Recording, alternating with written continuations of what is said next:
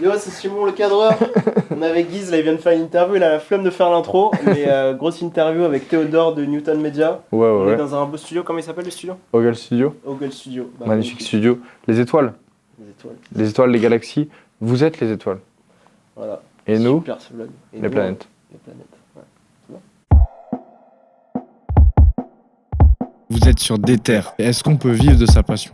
Moi, ce que je veux donner, c'est de la détermination, mais aussi rappeler que l'entraide, c'est fondamental. On doit faire 2 fois plus d'efforts que les autres, au final. C'est une force, c'est ça que je trouve magnifique. 2 fois plus déterminé. C'est ce qu'on veut, c'est la motivation. On est venu parler motivation, donc si dès le samedi matin, t'es déter, enfin, il y a plein d'opportunités à chaque coin de rue, il y a plein de gens qui ont la même passion que vous. C'est un truc qui nous a sauvés. On peut atteindre ce monde-là, rester branché et partager. Parce que si on reste déter, il y aura plein de choses qui vont se passer et on va grandir tous ensemble. Pour nous, c'est une passion, frère.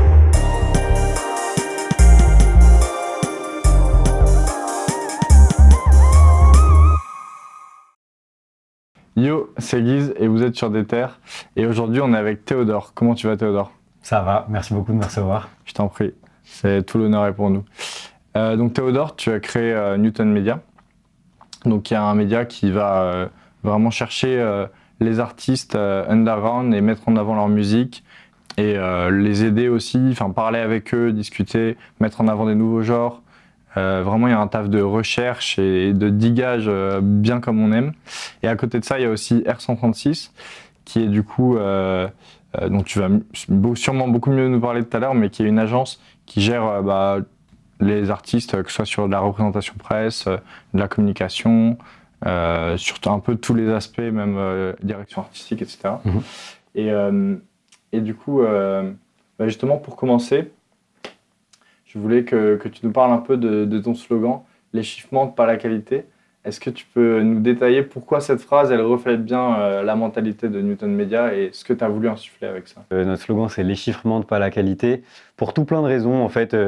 Pour le côté où il faut, enfin la musique ça s'écoute avec les oreilles et pas avec les statistiques d'une part, que on voulait vraiment faire comprendre aux gens que sur Newton ils allaient découvrir qu'on n'aurait pas, qu'on n'allait pas mettre des chiffres de vente par exemple, qu'on allait s'intéresser à des artistes à un stade où la qualité est présente, où ils sont audibles, on peut les mettre dans notre playlist, etc. kiffer, mais où derrière il n'y a pas forcément des statistiques qui représentent ce niveau de qualité, parce que c'est une réalité et c'est pour cette raison qu'on a créé le Newton au début avec mes potes. Il y a des artistes qui sont super chauds, qu'on écoutait à l'époque tous les jours et que j'écoute maintenant tous les jours, qui, c'est pas qu'ils n'ont pas ce qu'ils méritent ou quoi, hein, chacun son chemin, ça prend le temps que ça prend, mais qui méritent d'avoir la notoriété, la visibilité, la reconnaissance de leur qualité, tu vois. Et c'est vrai que par exemple, on a beaucoup de retours d'artistes émergents qui nous disent que ce slogan un peu rassure, voire fait du bien ou quoi, alors sans prétention aucune, mais dans le sens où ils se disent cool, on peut être considéré même si on n'est pas à tel niveau, même si on n'a pas un disque d'or, etc. Tu vois.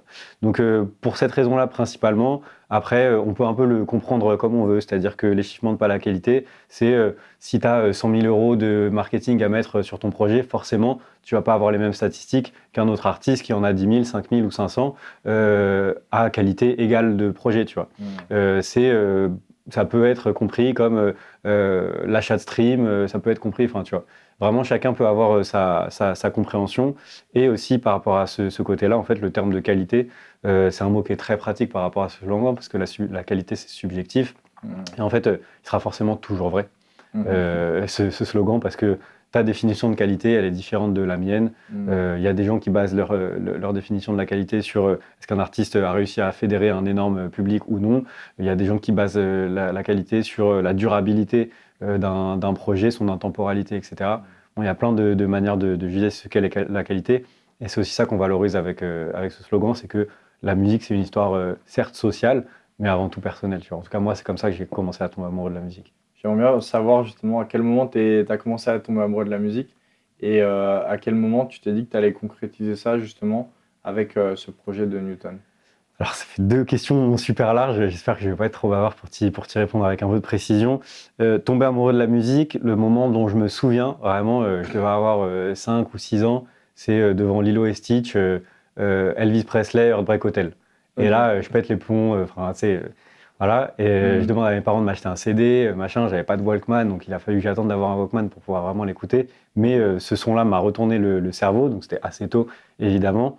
Et assez vite, j'ai eu envie de découvrir d'autres trucs, de comprendre très rapidement aussi que Elvis Presley, c'est pas le mec qui a inventé le blues ou le rock, pas du tout.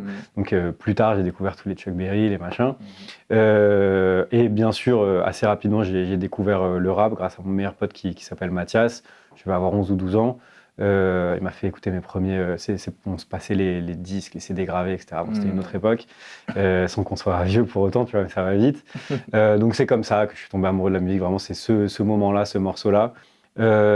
Et comment j'ai décidé de bosser là-dedans, c'est ça un peu ta question, d'en faire un métier. En vrai, ça c'est venu vraiment avec le temps. Ouais, dis-moi. Parce que dès le début, quand tu as commencé Newton Media, tu t'es dit, pas Newton, pardon, du coup. T'inquiète.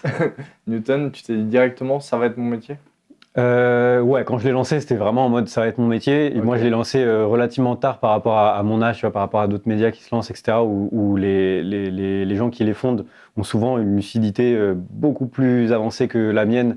Et tu vois, il y a plein de médias qui se lancent par des gens qui ont 17, 18, 19, 20, 21 ans, etc. Nous, on l'a lancé vraiment, j'avais 24, 25 ans, quoi. Donc, j'étais pas vieux du tout et tout, tu vois. Mais j'avais déjà fait des études qui étaient dans un domaine totalement différent. J'étais vraiment parti pour être sur autre chose. Et du coup, en fait, quand j'ai décidé de lancer Newton, j'étais déjà en mode, OK, ce que j'ai étudié, c'est pas là-dedans que je vais évoluer professionnellement, ça m'intéresse plus. Donc, si je trouve autre chose à faire, il faut que ce soit mon taf, tu vois. Donc, au début, je me suis dit, bon, je vais commencer à écrire des articles et je vais essayer d'envoyer des lettres de motivation à des médias, genre Click, etc.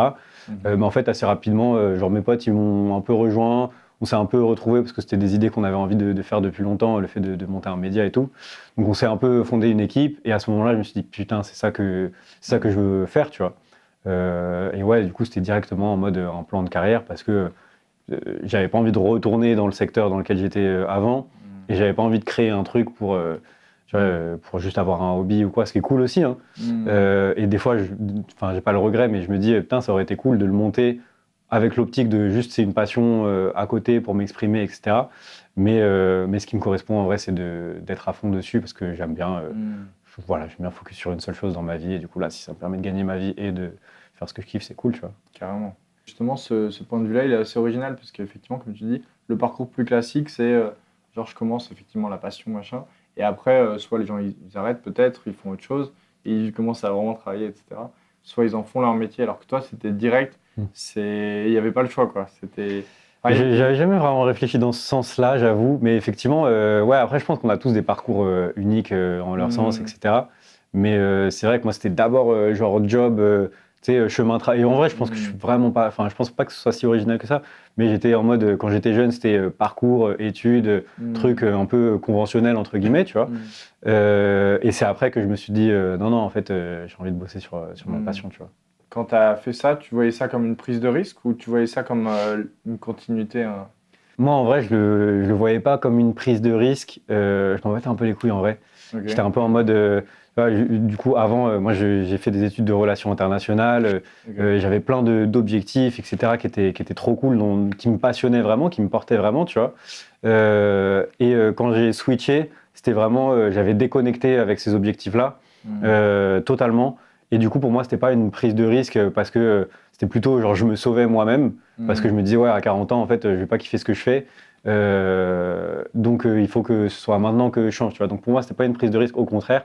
Après, c'est vrai que pour mon entourage, par rapport au chemin que j'avais commencé à prendre et tout, qui était sympa, ils étaient un peu là en mode, wesh, tu fais quoi, tu vois. Surtout pour lancer un média dans le rap émergent, pour des gens qui connaissent pas le milieu, etc.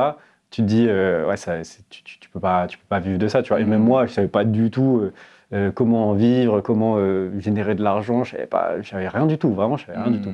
Donc, je dirais pas que c'était pas risqué, mais pour moi, c'était pas une prise de risque. J'étais en mode, vas-y, let's go. Okay. On y va, on verra. Mais vu que tu n'avais pas de visibilité, comment justement quand je parle de visibilité, je parle pas de vue, mais que toi, tu savais pas trop où tu allais, quoi. Tu marchais un peu à tâtons, d'après ce que j'ai compris au début. C'est à partir de quel moment où tu as justement commencé à te définir des objectifs et à y voir un peu plus clair, peut-être que là, ça va pouvoir être une source de revenus Alors, fixer des objectifs, franchement, dès le début. Pas des objectifs en mode je veux qu'on atteigne telle notoriété, etc. Mais plus en mode je veux que ça ressemble à ça, je veux qu'on serve à ça. Et du coup, pour servir à ça, il faut qu'on puisse être capable de faire ceci et cela, tu vois. Et après, et du coup, il n'y avait pas du tout de vision de revenus, de machin, parce que je connaissais pas le côté industriel ou le côté professionnel de la musique. Je connaissais que ce que j'en voyais en tant qu'auditeur, c'est-à-dire les médias, les albums qui sortent, des noms de labels par-ci par-là, mais l'intérieur, je le connaissais pas du tout. Et du coup, c'est en travaillant, en me rendant compte qu'il existait d'autres médias comme nous, qu'il existait différents postes, différents métiers, parce que c'était ça aussi Newton, surtout, enfin beaucoup à la base, c'était découvrir qu'est-ce qu'il y a autour de la musique, derrière les artistes, etc. Donc en fait, ça m'a appris beaucoup. Et en apprenant, j'ai compris que telle personne gagnait son argent comme ci, comme ça, etc. J'ai pris l'initiative d'essayer de rencontrer différents professionnels dont j'apprécie le travail pour tu vois, glaner un peu des informations à droite à gauche, comprendre comment ça fonctionne. On a fait beaucoup de pratiques aussi, essayer d'accompagner des artistes directement assez tôt. Donc toutes ces choses-là m'ont permis de comprendre, ok, comment ça fonctionne, où est-ce qu'il y a de l'argent, où est-ce qu'il n'y en a pas, où est-ce que nous on peut générer et où est-ce que par rapport à ce qu'on fait, à nos valeurs, etc., où est-ce qu'on ne peut pas en générer. Et du coup, et aussi quelle est notre valeur ajoutée par rapport à ces revenus qu'on peut essayer de faire. Et puis c'est construit comme ça, tu vois, vraiment petit à petit. Okay. Mais c'est quand j'ai capté qu'il y avait un enjeu pédagogique dans le fait de... tu vois, notre mission, c'est de découvrir et faire découvrir. Quand j'ai compris qu'il y avait un enjeu vraiment pédagogique dans l'idée de faire découvrir, c'est-à-dire que tu as plein d'artistes qui sont chauds, qui font de la qualité, mais dont les statistiques ne suivent pas forcément, dont le public ne suit pas forcément, parce qu'ils ne savent pas envoyer un mail aux médias, ils ne savent pas distribuer correctement leur musique, ils ne savent pas pitcher aux playlists, etc. J'ai capté qu'en fait, ça faisait partie du métier que je voulais faire, de les accompagner dans cette professionnalisation, dans ce développement-là, tu vois. Et à ce moment-là, évidemment, ça, c'était un travail sur lequel je me voyais être rémunéré parce que j'avais capté les métiers qu'il y a autour de ça, tu vois. Et que c'est pas du travail de média, ou pour moi, le travail de média, ça a toujours été un travail éditorial de je découvre cet artiste, j'écris dessus, mais à aucun moment, il y a une transaction ou quoi, tu vois. Donc pour toi, assez rapidement, tu as eu en tête qu'il y avait qu'il allait y avoir deux entités différentes, quoi. Même un peu plus que ça, parce qu'on n'est pas encore du tout au bout de notre développement.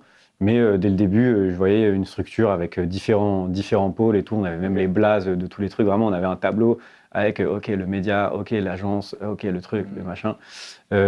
Donc ouais, en vrai, toute la vision, toute la structure était prévue dès le début, même bien avant de savoir ce qu'elle voulait dire et ce qu'elle impliquait, tu vois. Okay. Mais ouais, voilà. OK.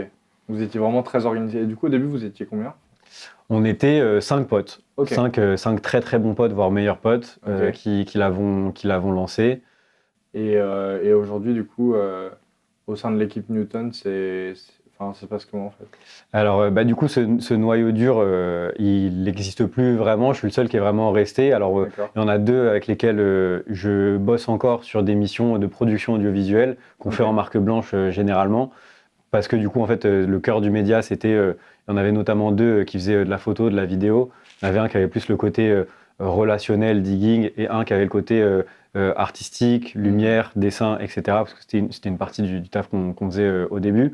On n'avait pas exactement les mêmes ambitions, je pense. Tu vois, que ta question a été bonne tout à l'heure, en mode est-ce que j'avais directement envie de le voir comme un projet de vie professionnelle, tu vois. Eux, je pense que c'était un peu le cas parce qu'on rêvait.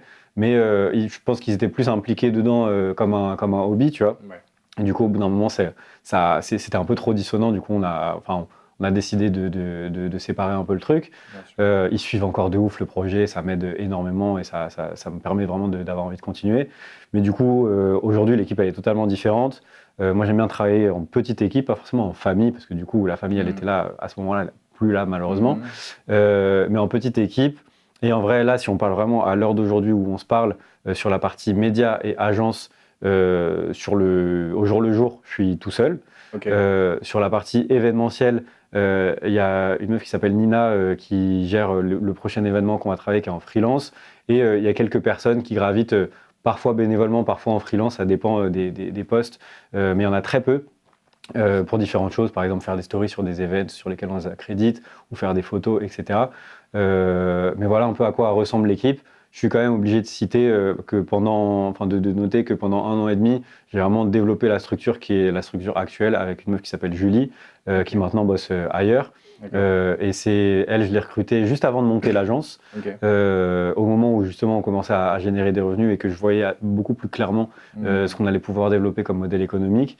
Elle est arrivée, on a développé ce qu'on a développé et pendant 1 an et demi, vraiment j'aurais rien pu faire sans elle, c'est-à-dire qu'elle faisait la production événementielle, on a fait une dizaine d'événements je pense en 1 an et demi, elle faisait toute la RP sur l'agence. Et à un moment, elle a repris tout le CM sur Newton, donc sur la partie média. Donc c'est un sacré paquet de boulot pour une seule personne. Aujourd'hui, c'est vrai que du coup, je me retrouve avec ces tâches plus les tâches que je faisais habituellement. C'est un peu différent, mais on est en recrutement et donc ça permet maintenant de voir beaucoup plus loin du coup là-dessus. Ok. C'est Nina Taisi qui... Exactement, ouais. On l'a interviewée. Mais non. Mais si, c'est elle est déter, elle aussi.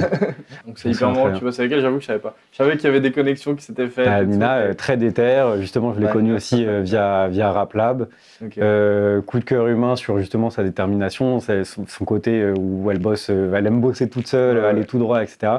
Donc directement quand Julie est partie, directement je me suis dit le premier poste que je veux remplacer c'était pas la RP, c'était pas le truc, c'était l'événementiel parce que c'était trop important pour moi qu'on le garde. C'était vraiment le poste sur lequel je voulais vraiment avoir quelqu'un de solide parce que ça prend trop de temps pour que je puisse le faire tout seul, c'est pas mes compétences, etc.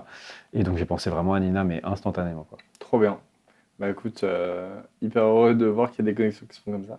En fait moi ce que j'adore avec Newton c'est que pour moi la phrase les chiffres montent par la qualité elle résume tout et elle est trop bien. Et il y a une forme d'honnêteté complète que j'adore. Moi, avec Déter, tu vois, c'est aussi ça que je veux montrer, c'est que ce qu'on voit sur les réseaux, justement, les chiffres, etc., parfois, ça veut pas dire grand-chose. Et en fait, c'est hyper important de faire vivre la musique, que ce soit en partageant la musique des artistes, mais aussi en la faisant vivre dans des concerts et en accompagnant les artistes comme tu le fais. Et du coup, justement, la partie événementielle, toi, c'est arrivé à quel moment C'est arrivé... Il y a vraiment, je crois que c'était 2022, tu vois, où moi chaque année je me fixe des objectifs pour l'année, en mode cette année on va faire ça et ça. Enfin, en tout cas, on va développer telle et telle valeur. Et justement, ces objectifs-là, je les pense pas en termes de chiffres ou de X ou Y. Je les pense vraiment en termes de valeur ou d'impact. Et justement, on voulait en 2022, l'idée c'était de travailler le réel. Il y avait autre chose, mais sur la partie événementielle, ce qui est pertinent, c'était le réel par rapport au digital qu'on avait développé que ça, tu vois.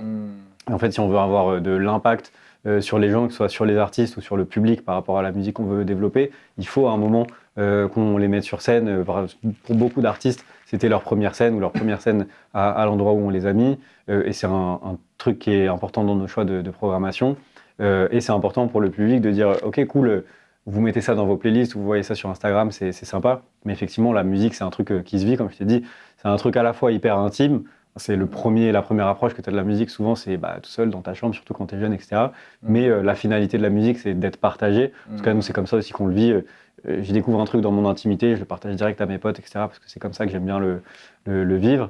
Et la scène, c'est indispensable en fait pour ce chemin-là, tu vois. Découvrir un artiste, le partager à ses potes, aller le voir sur scène. Et on est bon, tu vois. Justement, pour les gens qui aimeraient justement s'intéresser à l'événementiel, tu as dit que c'était difficile d'être rentable en organisant des événements ou des concerts de rap.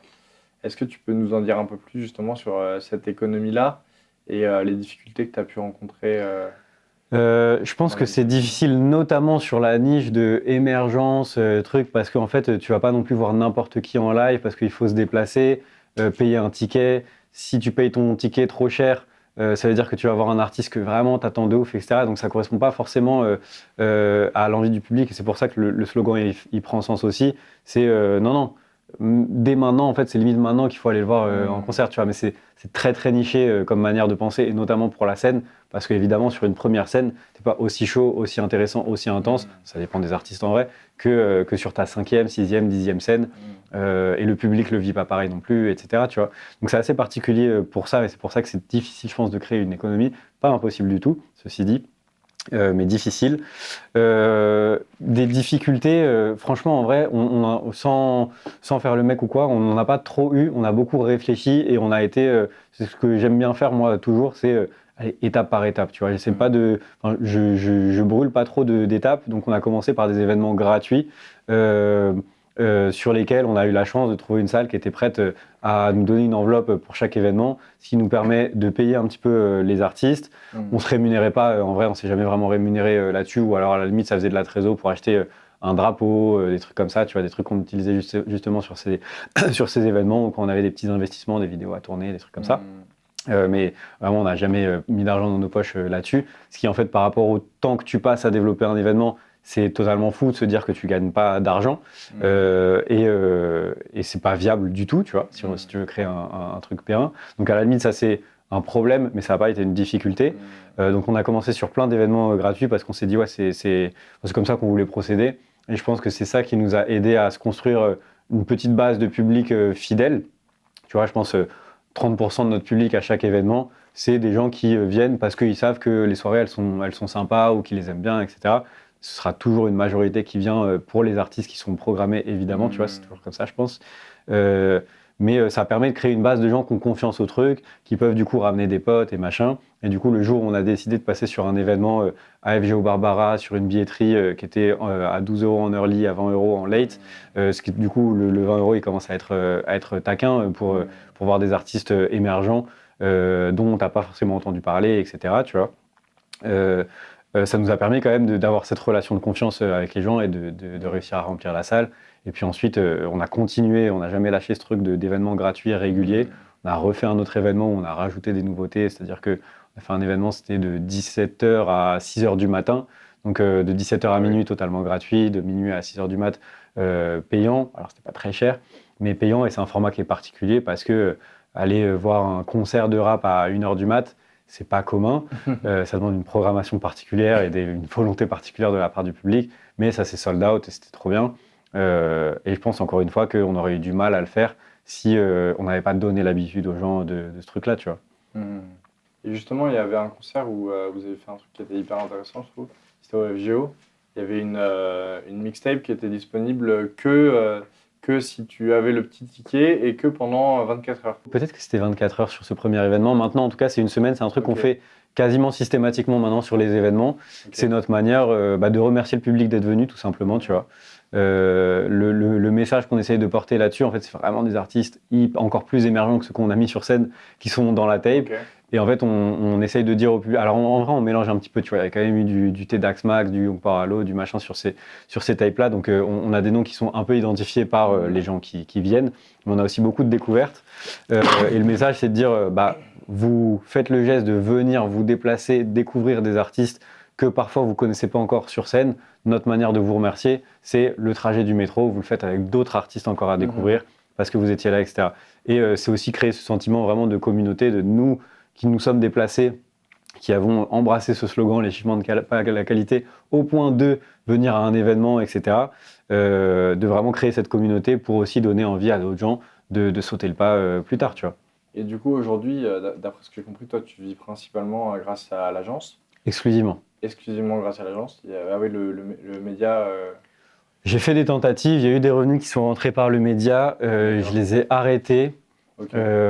Les revenus qui venaient des labels par rapport à des contenus marketing, qui est un peu la grosse partie du modèle économique de beaucoup de médias, ça je l'ai arrêté parce que, d'une part parce que j'ai une vision un peu indépendante du média, etc. Donc ça colle pas forcément. On l'a assez peu fait, tu vois, c'était pas genre, ça a jamais été là-dessus que reposait le modèle économique, tu vois.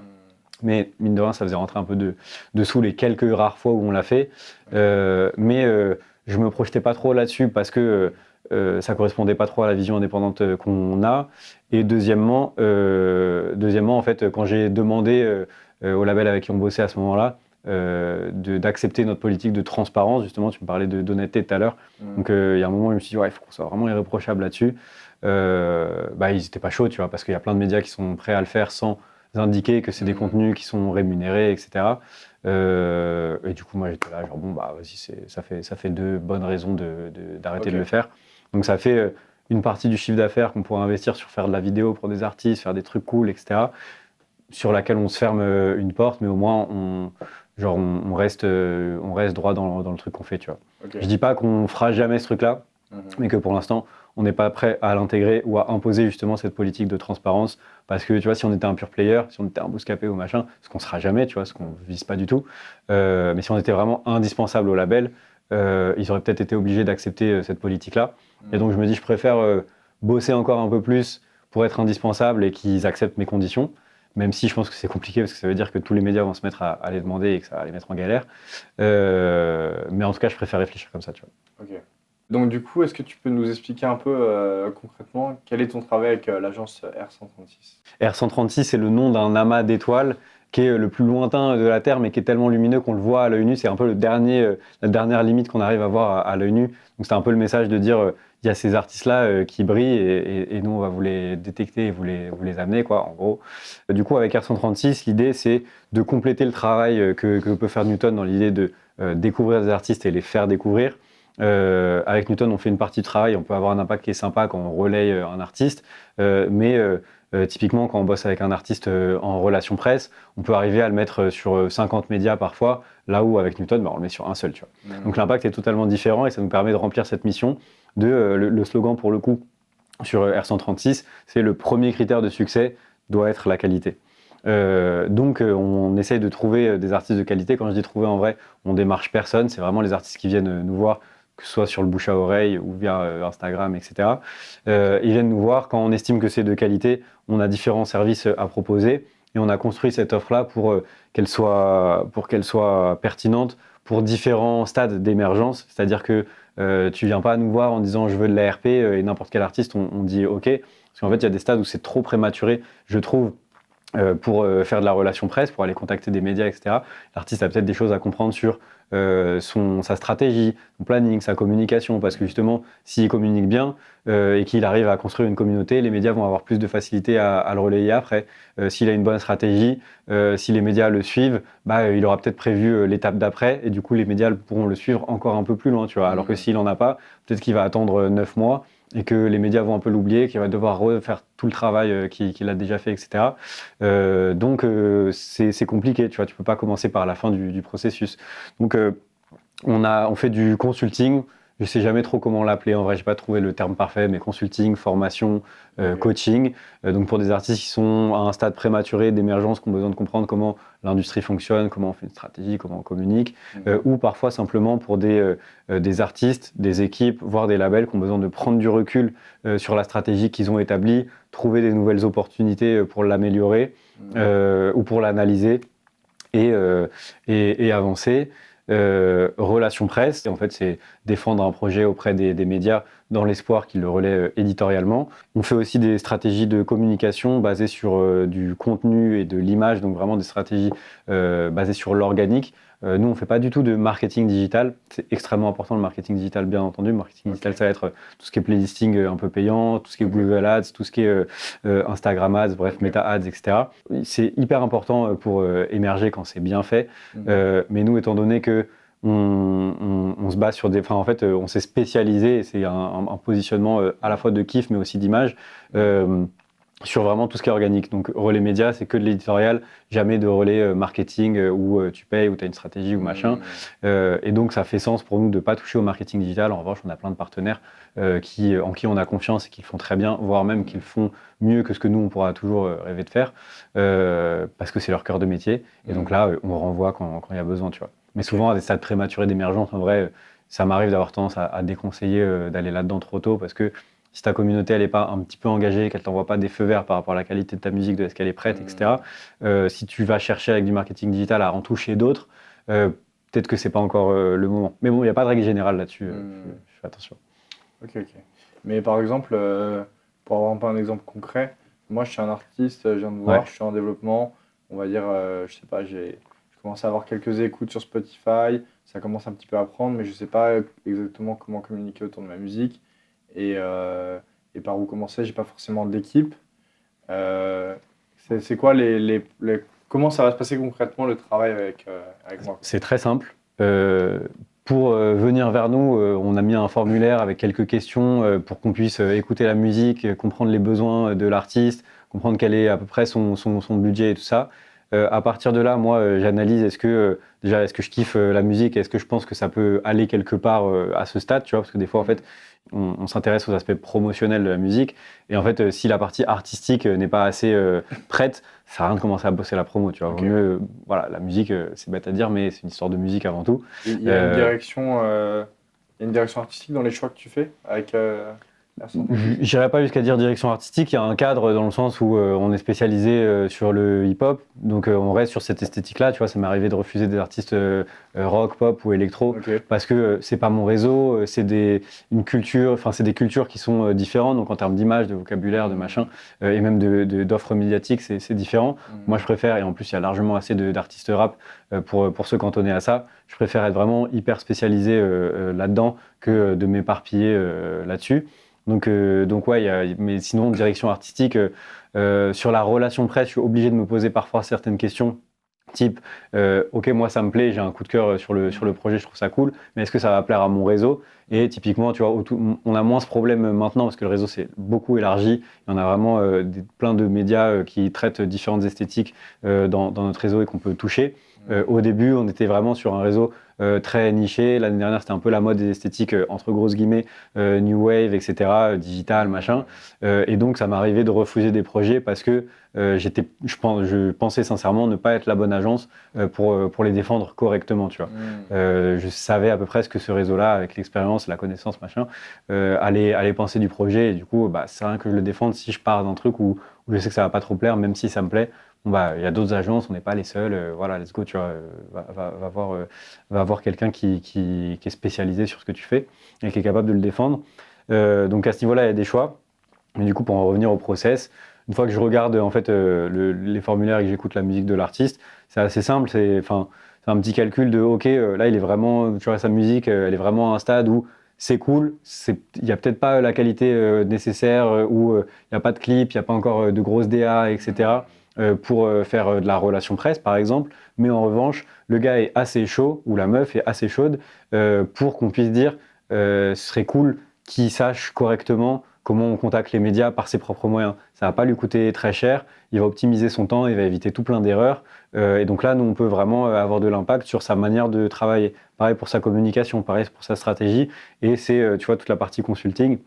On a vraiment 100% de satisfaction là-dessus et on sent vraiment que les artistes, tu vois, souvent quand ils font le consulting, ils reviennent 6 mois plus tard, des fois pour de l'ARP, mais des fois pour nous présenter leur projet et c'est hyper carré, tu vois, sans me jeter des fleurs ou quoi, mais ils ont capté. Et en fait, ceux-là, ça sert à rien de les accompagner trop loin là-dessus si leur musique est pas prête à ce qu'ils la présentent eux-mêmes à des médias, tu vois, mais au moins ils ont capté comment ça fonctionne, ils sont mieux capables d'analyser, d'avancer, etc.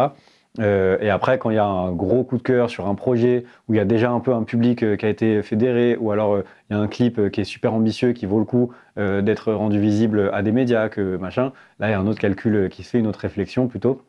Où on se dit ok, peut-être qu'on peut avancer sur de la relation presse si on identifie que le besoin il est vraiment plutôt en communication parce que l'artiste il a un storytelling de ouf mais ses esthétiques elles correspondent pas trop aux médias actuels, qu'il a des codes à briser machin, des fois tout simplement faut pas aller chercher des médias là où ils vont pas t'aider, faut pourquoi pas, enfin tu vois, les réseaux sociaux c'est aujourd'hui une chance, une autre opportunité que les artistes ont un peu du mal à voir des fois, mais il y a plein de choses à faire dessus pour certaines personnalités ou certaines esthétiques.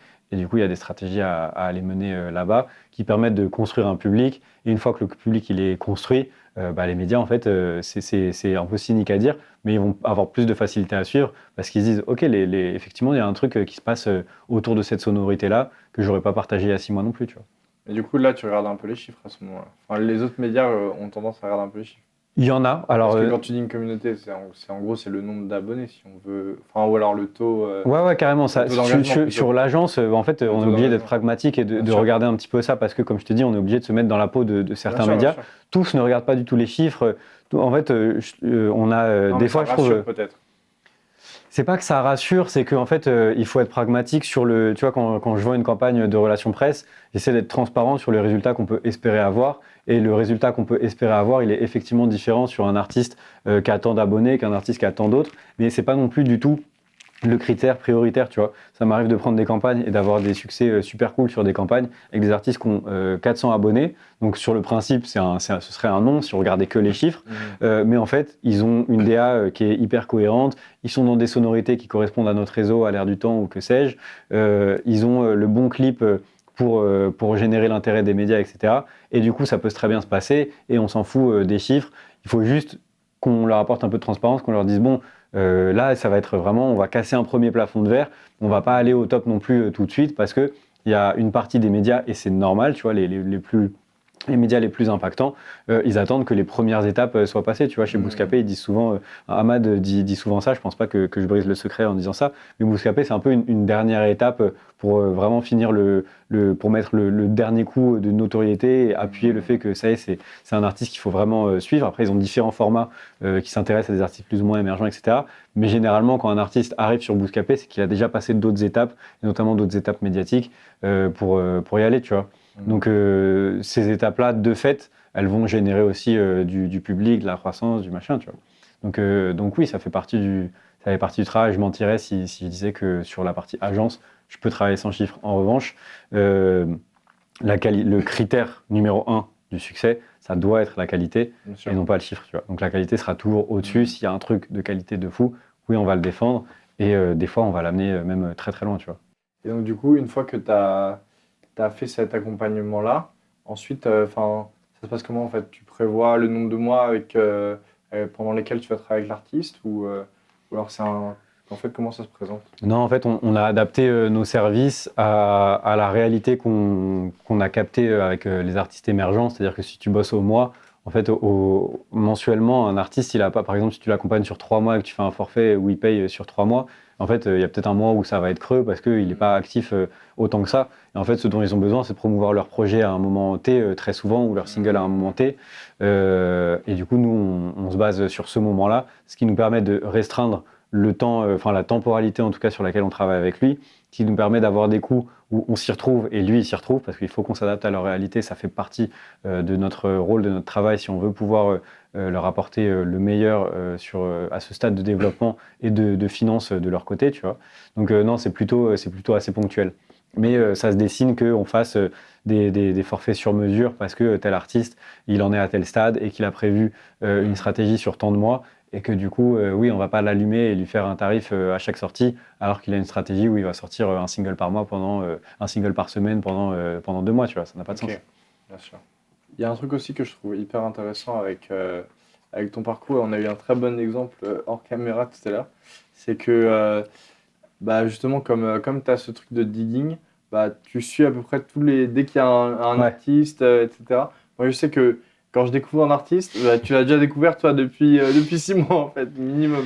Ça retranscrit un truc qu'on a eu dans un autre épisode avec Driver qu'on a interviewé, qui a fait J'étais là, son livre J'étais là, parce qu'il a toujours été là au bon endroit au bon moment. Est-ce que tu as cette mentalité d'être un peu toujours partout et au bon endroit au bon moment, on va dire?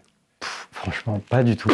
J'ai toujours apprécié la musique de cette manière-là, c'est-à-dire moi j'aime bien parmi mes potes, parmi ma bande de potes quand on était plus jeune, être le premier à découvrir, le faire découvrir. J'avais le seum limite quand c'est mon pote qui me faisait découvrir un bête d'artiste que je kiffe de ouf. J'ai le seum de ne pas l'avoir découvert en premier, tu vois. Okay. Donc c'est juste comme ça que j'aime la musique et c'est resté comme ça. Et effectivement, le fait que ce soit mon métier maintenant, ce truc-là, ça me permet de continuer, tu vois. Peut-être que je continuerai pas autant à diguer si j'avais un autre métier et tout, tu vois, parce qu'il y a plein de réalités. Donc je le fais encore plus sérieusement. Effectivement, j'ai ce réflexe d'aller follow les artistes direct, ce qui est un réflexe aussi que je pense beaucoup de DA ou d'autres ou de gens qui bossent sur des médias qui détectent un peu des artistes, etc. Mais c'est vrai que je passe un sacré paquet de temps à faire ça et que je kiffe le faire et voilà, tu vois, là-dessus, c'est un truc sur lequel je compte pas mes heures parce que voilà. Ok. Ça n'a pas. Et justement, j'aimerais bien rentrer dans le détail. Comment tu fais en fait? Comment tu déniches des artistes? Tous les moyens sont bons. Hein. Alors, tous les moyens sont bons. Ça peut être Instagram, Twitter, SoundCloud, Spotify, les concerts de ouf, tu vois. Les concerts, vraiment, c'est un très bon endroit, surtout les petites scènes, parce que du coup, tu arrives assez tôt et tu as directement l'opportunité de sentir l'énergie de l'artiste, au-delà de, tu vois, parce qu'en fait, on est dans une époque où c'est devenu presque facile ou en tout cas très accessible, de faire de la musique qui sonne bien dans les oreilles, tu vois. D'avoir des bons effets, d'avoir un bon mix, d'avoir machin. C'est assez accessible, un bon micro, etc. Donc des fois, en stream, c'est difficile de capter l'énergie vraiment d'un artiste. Tu peux trouver un morceau super chaud, mais est-ce que l'artiste va durer ou non, etc. C'est difficile parce que tu n'as pas ce rapport d'énergie. Alors quand tu le vois sur scène, il se passe tout de suite un truc s'il y a quelque chose, tu vois. Est-ce qu'aujourd'hui, tu es heureux justement de pouvoir vivre de ta curiosité et de ta capacité à diguer des petits artistes? Ouais, heureux, je suis heureux, bien sûr. Il y a des hauts et des bas parce que il y a des moments de doute et tout, notamment les moments où je suis un peu solo sur le projet. Il y a des moments où c'est dur d'avoir du recul, d'être content de ce que tu fais, de machin, et de pas être frustré, de ne pas en être à l'étape d'après, etc. Mais ouais, je suis heureux de ouf. Heureux d'en vivre.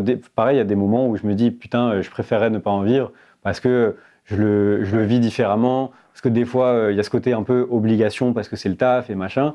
Là où en fait, ce qui est beau avec une passion, c'est que c'est totalement pur. Tu n'as aucun intérêt à faire quelque chose. Donc j'essaie de garder le bon équilibre là-dessus, tu vois, pour garder ce côté. Tu vois, j'ai fait on a lancé ce truc-là pour un peu réaliser le rêve, tu vois.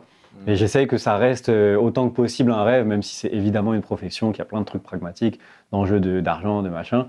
Mais ouais, j'essaie quand même de garder ce côté-là, tu vois. Mais ouais, justement, ça m'intéresse de savoir comment tu arrives à maintenir l'équilibre, parce que par exemple, bah, nous, on l'a vécu, tu vois, quand on a organisé la soirée au Dog Bay, là, c'était un gros taf, tu vois, et en fait, à chaque fois que, genre, dans les 2 mois avant, à chaque fois que j'allais à une soirée rap, en fait, j'avais que ça en tête, tu vois. Et c'était même instinctif, tu vois, c'était pas réfléchi ou quoi.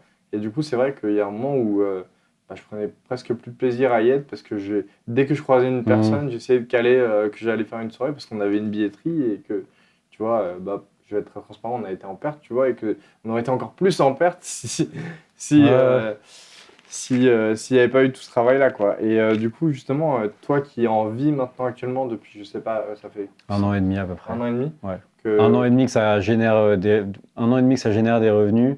Okay. 2 ans que ça génère des revenus, mais c'était très petit au début. Et je bossais encore. Ah oui, parce que pendant très longtemps, tu as encore eu un taf à côté? Ouais, de ouf. Et donc, ouais, 2 ans que ça génère un peu de revenus, 1 an et demi que ça ressemble vraiment à quelque chose et que j'ai arrêté de bosser à côté.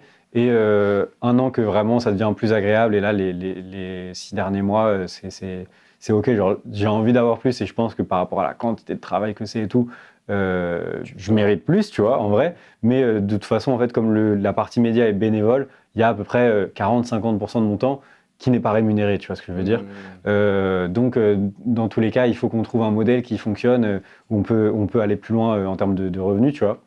Mais effectivement, en tout cas, ça me permet d'en vivre relativement tranquillement, quoi. Après, est-ce que indirectement, le média, il participe pas justement aussi Si, bien sûr. Il génère pas de revenus et c'est un travail que j'estime être bénévole, mais ça sert aussi de vitrine, machin. Mais en vrai, l'agence est arrivée, je pense, à un stade où le bouche à oreille et le Insta de l'agence, etc., vivent un peu aussi de leur côté. Et si je voulais arrêter le média, je pense que je pourrais continuer à générer des revenus avec l'agence. Juste, le média, moi, c'est ça qui me fait aussi kiffer à la base. C'est par là que j'ai commencé. Et donc, j'y tiens énormément. Et ouais, du coup, l'équilibre, est-ce que... Je pense qu'en vrai... Est-ce que c'est une bonne idée, finalement, de mélanger passion et travail? Ça dépend, ça dépend, c'est une question de personnalité, ça, je pense. Une question aussi de l'équilibre que tu t'imposes, machin. En vrai, je pense qu'on est tous différents. En ce qui me concerne, je pense que c'est juste le temps, le fait d'être conscient qu'il y avait un déséquilibre à un moment, parce qu'il y en avait un de ouf. Je pensais vraiment qu'à ça, je bossais tous les week-ends. Enfin, voilà, j'étais vraiment trop dessus. Mais c'est aussi comme ça que tu construis le truc, tu vois, tu as dû le vivre aussi. Et puis petit à petit, déjà tu te détaches, tu t'enlèves une pression parce que tu te dis, bon, bah voilà, en vrai ça tourne, j'ai le droit de là... penser à autre chose, etc. Des fois, c'est une nécessité, parce qu'il y a des moments où vraiment c'est trop, tu vois. Et ces moments où c'est trop, ils t'apprennent sur le cycle d'après à comprendre, à sentir que là, ça va être trop, que du coup, il faut ralentir. Et en fait, au bout d'un moment, tu te dis, pourquoi je me fais des moments de bâtard et des moments où je ralentis? Pourquoi est-ce que j'essaie pas de lisser tout ça? En fait, tu apprends petit à petit à maîtriser le truc, tu vois. En tout cas, dans mon cas, c'est ça. L'entourage joue beaucoup parce que j'aime énormément mes amis et donc je tiens beaucoup à les voir. Et il n'y en a aucun qui bosse dans la musique, il n'y en a aucun qui en a quoi que ce soit à foutre d'aller dans les concerts dans lesquels je vais, etc. Tu vois. Okay. Donc ça me force à si je veux les voir, et je les vois peu, hein, on va pas se mentir, mais si je veux les voir, ça me force à sortir de ce truc-là. J'ai une amoureuse que j'aime aussi énormément et que j'ai envie de voir et qui me fait des rappels et qui tout simplement a envie de me voir aussi, tu vois. Donc je suis obligé et sans parler de la famille, bien évidemment. Donc en fait, petit à petit, tu te rends compte que ça aussi, c'est très important, voire parfois plus important.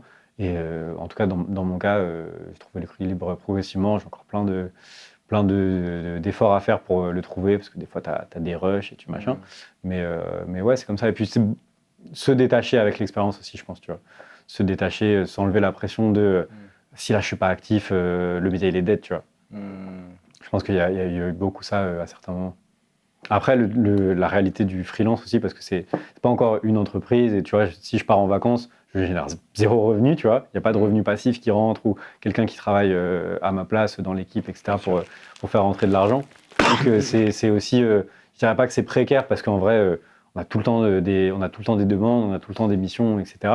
Mais c'est un peu plus compliqué de partir en week-end que si j'étais en CDI, tu vois, par exemple. Ok. Et du coup, tu es en auto-entrepreneur ? Ouais, c'est ça. Ok. C'est ça. Et ce statut, il fonctionne bien par rapport à tes attentes ? Ouais, franchement, il fonctionne parfaitement. C'est un peu relou quand tu passes de 6 à 20% d'impôts, quoi. Mais non, il fonctionne parfaitement. On a réfléchi pas mal à monter une boîte quand on était avec Julie. On voulait s'associer pour plein de raisons. On l'a pas fait. Et du coup, comme je me suis retrouvé après sans elle, comme elle est partie, je me suis dit, en fait, let's go, on reste en auto-entreprise, pas besoin de monter une boîte si on est deux, c'est plus de gestion administrative. Ça peut permettre d'optimiser certains coûts, mais c'est aussi certains frais en plus. Donc, tu vois, je pense qu'en 2024, ça va être un peu obligatoire. Mais tant que je peux me permettre d'avoir la liberté du freelance, c'est trop, enfin, de l'auto-entreprise, c'est très bien. Moi, ça va très bien. Je déteste en plus l'administratif. Donc, Ok. D'où le fait que si tu proposes de l'accompagnement administratif avec San Francisco aussi. Non, je mets en relation avec des gens qui savent le faire. Ok. J'ai pas du tout envie d'apprendre, pas du tout envie de le faire. Genre, je comprends comment ça fonctionne, etc. Mais c'est pas du tout un truc qui me passionne. C'est un truc qui est hyper important dans le développement des artistes. Et du coup, j'ai quelques plugs vers lesquels je renvoie quand ils ont besoin de monter leur structure, de faire des demandes de sub, de machin. Tu vois. Il y a autre chose sur lequel je voulais revenir sur Newton. C'est un truc que j'adore avec Newton, c'est la DA. Merci. En fait, carrément, pour être hyper transparent, nous, quand on avait commencé à faire un peu tout ce qui est benchmark, vas-y, on l'a fait 3-4 fois, on ne le finit jamais. C'est vrai, il reste toujours dans un coin, et voilà. Mais à chaque fois, moi, le premier que je regarde, je fais « Attends, Newton, ils en sont où, là ?» Et je regarde un peu, parce que je trouve qu'il y a, au-delà de l'aspect visuel qui est intéressant et qui est dans le thème du studio aujourd'hui, d'ailleurs, big up à Ogle Studio qui nous accueille ce soir. Merci à eux. Il y a plusieurs types de concepts. Pour moi, celui qui est vraiment emblématique, c'est celui avec les messages, là où tu discutes directement avec l'artiste et qui le met directement au cœur de ce que tu produis, et c'est hyper intéressant. Et justement, comment cette DA elle s'est construite ? Est-ce que tu es un passionné d'espace au début ? Le premier métier que je rêvais de faire quand j'étais petit, genre quand j'avais 3 ans, c'était astronaute, tu vois. Donc c'est un peu lié peut-être, mais en vrai, des années ont passé depuis. En fait, c'est comme on était une team de potes quand on a lancé, on était un peu chez père, on discutait de ouf. Et au début, en fait, tu te réunis pour travailler sur un truc, tu sais même pas ce que ça va être. Du coup, tu as des discussions, alors pas superficielles, et c'était super important pour nous de se différencier, d'avoir un storytelling dans le média. Et moi, j'avais proposé à mes potes cette idée de storytelling de la musique est une galaxie, les artistes sont des étoiles. Et à l'époque, il n'y avait pas ce Newton Observe. Et c'est mon pote qui a trouvé ce nom Newton, qui était parfait du coup. Mais il y avait ce côté de dire, nous, on va être un média qui s'intéresse à ce qu'il y a autour de la musique. Autour de la musique. Et donc, les artistes mainstream, ce serait un peu des planètes qui sont en fait inspirées de toutes les étoiles qu'il y a autour, donc que ce soit des graphistes, des vidéastes, etc., mais aussi des artistes underground.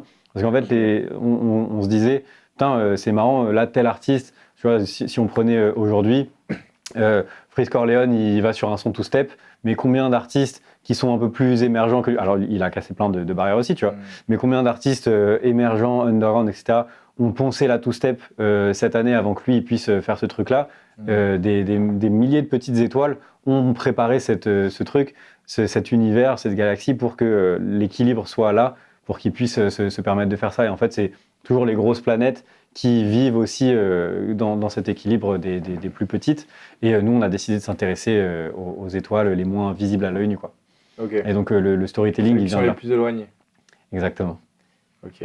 Pas forcément les plus éloignés. D'ailleurs, une planète peut être plus ou moins grosse, plus ou moins visible selon est-ce qu'elle est lumineuse, moins lumineuse, etc. Les étoiles sont plus grosses que des planètes. Donc, c'est ça. Et donc c'est un peu né comme ça. Je sais pas si ça répond exactement à ta question d'origine, mais le délire de planètes et tout, c'était vraiment juste des potes un peu chez père qui essayaient de se différencier, de trouver un truc, et c'est venu comme ça. Et après, juste une fois qu'on l'avait, on s'est dit vas-y, on va le jouer à fond. Alors au début, c'était même un peu too much. Là, on a beaucoup lissé pour être un peu plus accessible, compréhensible, etc. On va relancer un petit peu maintenant qu'on a que les gens qui nous connaissent savent un peu ce qu'on fait, dans le délire dans lequel on est, etc. On va pouvoir se permettre de réintégrer un peu plus ce storytelling qu'on avait délaissé. Mais au début, on était vraiment à balle, planète, tous les formats, tous les trucs, etc. C'était vraiment là-dessus. Voilà, et c'était illisible, tu vois. Enfin, les gens qui kiffent, il y a encore Télescope, il y a encore plein de petits indices, tu vois. Et ça s'appelle toujours Newton. Il y a toujours ce délire, voilà, dès qu'on peut le caler, on le met. Avant, littéralement, toute notre charte graphique, c'était des planètes, le visage de l'artiste dans une planète avec un petit logo Saturne, enfin un petit dessin de Saturne à côté, vraiment que ça, tu vois. Et donc, je pense qu'il y a des gens que ça faisait marrer ou qui se disaient ah, putain, c'est vraiment original, etc. et que ça nous a permis de garder. Mais c'était aussi très très fermé, quoi. Et à un moment, on a capté, si on veut parler d'un sujet qui est relativement niche et fermé, qui est les artistes émergents, et qu'on veut en plus avoir de l'impact sur eux pour servir à quelque chose dans leur découverte, il va peut-être falloir qu'on devienne un peu plus lisible. Et du coup, c'est cette lisibilité qui te permet de servir au mieux le propos des artistes, c'est ça ? Leurs propos, leur musique, notre propos avant toute chose en vrai. Parce que si on n'est pas lisible, compréhensible par les gens qui nous suivent, bah, c'est compliqué de faire passer le message qu'on veut passer, de faire découvrir les artistes qu'on pense devoir être découverts, etc. Tu vois. Donc ouais, c'est important, et notamment aux premières étapes où en fait, non seulement on est illisible, mais en plus de ça, on n'est pas connu et les gens s'en foutent, tu vois. Là, les gens s'en foutent un peu moins. Donc on peut se permettre des petites libertés, je pense, tu vois. On commence à arriver à ce stade et on va pas s'en priver. Et du coup, toi qui commences à avoir une bonne vision sur la galaxie, enfin, je ne connais pas encore tous les recoins, mais pour toi, c'est quoi c'est peut-être une question un peu bateau, mais quel conseil tu donnerais à un artiste, qui débute ? À un artiste toi qui débute. Toi qui as une visibilité sur pas mal d'aspects extra-musical et musical. Ouais, on m'a posé la question récemment. En fait, il n'y a pas de réponse toute faite pour n'importe quel artiste, en fait. Je pense que c'est une réponse bateau qu'on peut faire. C'est que l'artiste il se fasse confiance et qu'il se focalise avant tout sur l'artistique. Tout simplement parce que meilleure sa musique est, plus de facilité il aura à s'entourer de personnes vraiment qualitatives ou qui vont vraiment être capables de se donner sur le projet parce qu'ils y croiront d'autant plus. Donc ça peut être un aspect. Sur d'autres artistes, ça peut être, tu vois là je te parle d'un entourage professionnel de machin, mais sur d'autres artistes ça peut être de développer la partie scénique, d'autres artistes ça peut être de bosser la stratégie de communication. En fait vraiment ça dépend de ouf, et il n'y a pas vraiment de loi. Ce qui se dégage par rapport à la petite période sur laquelle du coup j'ai bossé et ce que j'ai vu par rapport aux artistes qu'on a accompagnés sur l'agence comme Sto, Tiff, ADVM ou Eline, les projets qui fonctionnent le mieux, c'est vrai que c'est des projets où il y a où la différenciation est assez forte, tu vois, où l'artiste se laisse être vraiment lui-même. Alors des fois, soi-même c'est pas quelqu'un de si original que ça, donc ça peut être compliqué, et auquel cas il faut effectivement réfléchir à des stratégies pour se rendre un peu plus unique que ce qu'on est entre guillemets réellement, et c'est pas du tout péjoratif. Il y a des artistes qui sont hyper touchants en étant très lambda entre guillemets, même dans leurs paroles et tout, et c'est des artistes les plus authentiques auxquels on peut s'identifier hyper facilement, avoir l'impression que c'est nos potes, etc. Et c'est des artistes qui peuvent très très bien fonctionner.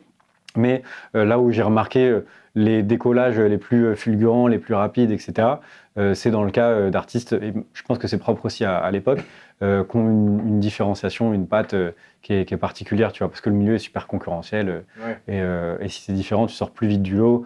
Les labels ou les pros se disent « Ok, c'est un créneau qu'il n'y a que lui, il y a que lui qui est chaud là-dessus, donc vas-y, on va le pousser, etc. » tu vois.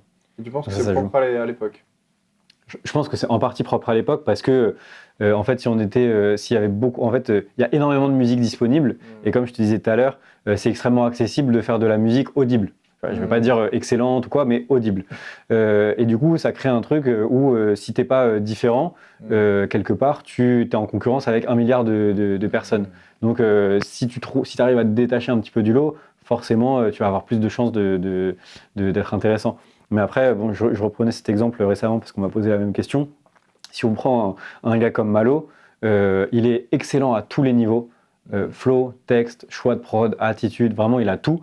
Mais il réinvente pas forcément la musique, il n'est pas différent. Sa différence, elle repose juste sur la qualité de ce qu'il propose à tous les niveaux. Tu vois. Donc en fait, ça peut être ça.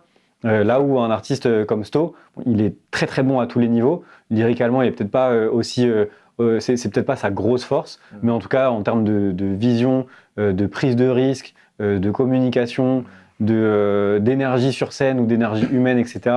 Il est exceptionnel et lui il joue, alors volontairement ou non, je pense que c'est juste un kiff pour lui et que c'est comme ça qu'il apprécie la musique pour le coup, il se différencie de ouf, tu vois. Il fait des projets sur des sonorités qu'on n'entend pas en France. Il était sur la Jersey Drill à un moment où c'était pas encore hyper développé, ça restait une époque où très vite il y avait du Kershak, il y avait du machin, il y avait déjà du Implacable, etc. Ouais.